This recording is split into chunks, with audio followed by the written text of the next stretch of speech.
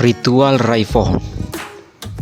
Ritual Raih Pohon adalah ritual yang dilakukan setiap tahun oleh masyarakat suku Matebesi di Atambua atas berlimpahnya hasil panen seperti jagung, padi, kacang, dan sebagainya.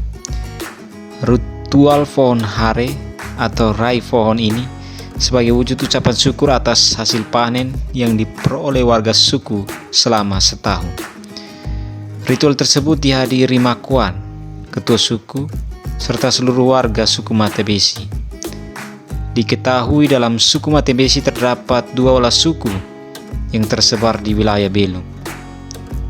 Ritual Raih Pohon ini dilakukan terlebih dahulu sebelum hasil panen itu dimakan, di mana hasil panen berupa padi, ladang, atau hare dibawa warga suku ke rumah adat untuk dipersembahkan.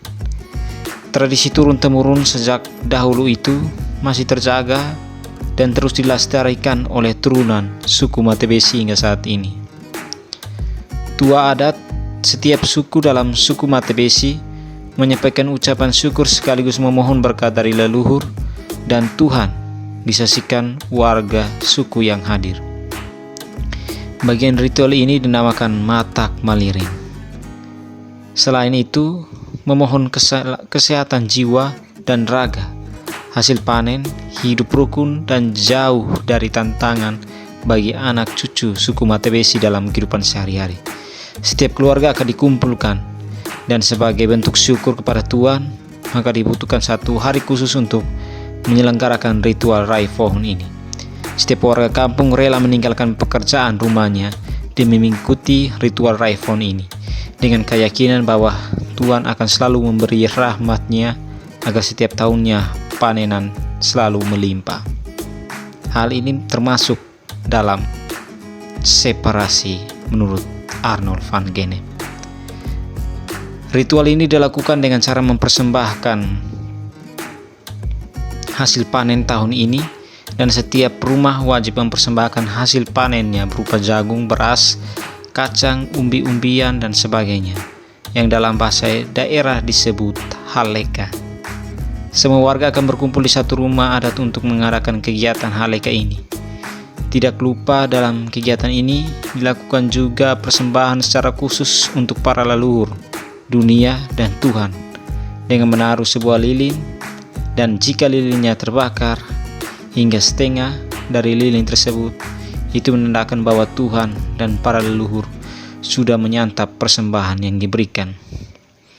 Tujuan dari ritual ini agar para leluhur, alam, dan Tuhan turut merasakan hasil panen dari para warga yang dalam bahasa daerah disebut haleka luli. Semua orang akan bersuka cita di dalamnya dan saling membagikan panenannya satu sama lain sebagai satu keluarga. Hal ini masuk dalam tahap liminalitas menurut Arnold van Gennep. Akhir dari ritual ini sebagai bentuk persatuan. Persembahan yang diberikan kepada leluhur, alam, dan Tuhan disantap bersama sebagai tanda bukti bahwa Tuhan akan selalu menyertai pekerjaan yang dilakukan manusia dan memberikan hasil panen yang melimpah, yang dalam bahasa daerah disebut haleka lama.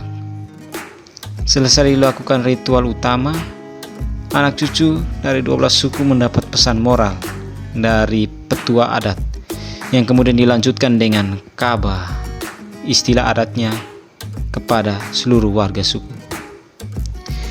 Petua adat akan menggunakan ibu jari yang dilumuri darah ayam menoreh ke dahi ke setiap orang dan seluruh anak cucu dengan meminta kekuatan dari leluhur, atau dalam bahasa daerah disebut husu isnoberan. Kegiatan ritual diakhiri dengan makan bersama warga suku Matebesi. Dan sebagai tanggapan Kristus, setiap ritual memiliki model ilahinya. Demikian juga dengan Raih Pohon.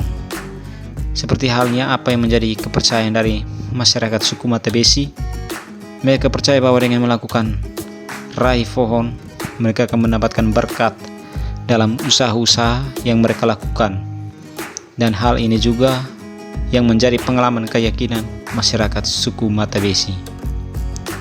Ada tindakan yang dilakukan untuk mengungkapkan keyakinan mereka terhadap roh-roh nenek moyang dengan memberikan makanan mulai dari rumah suku hingga ke makam. Sekalipun demikian, seperti apa yang diungkapkan oleh ketua suku, bahwa apapun yang didapatkan manusia adalah berdasarkan apa yang ia lakukan. Kadang apa yang mereka minta tidak mereka dapatkan karena mereka tidak bekerja keras.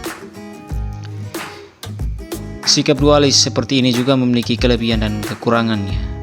Kelebihan dari sikap ini adalah masyarakat tahu tentang nilai-nilai budaya dan juga tahu tentang nilai-nilai agama. Sedangkan kekurangan dari ritual ini adalah masyarakat tidak dapat membedakan mana yang lebih penting antara budaya atau Kristus. Sebagai orang yang beragama, seharusnya Kristus ada di tempat yang paling tinggi. Maka perlu ada porsi yang tepat bagi keduanya. Pada dasarnya, menurut Emil Durkheim, sebuah ritual keagamaan merupakan upaya suatu kelompok untuk menegaskan kembali kehidupan kelompoknya secara berkala. Selain itu, memperkuat juga sentimen dan solidaritas kelompok. Ia melihat bahwa ritual diadakan untuk menegaskan kembali kekuatan dari suatu kelompok atau suku tertentu.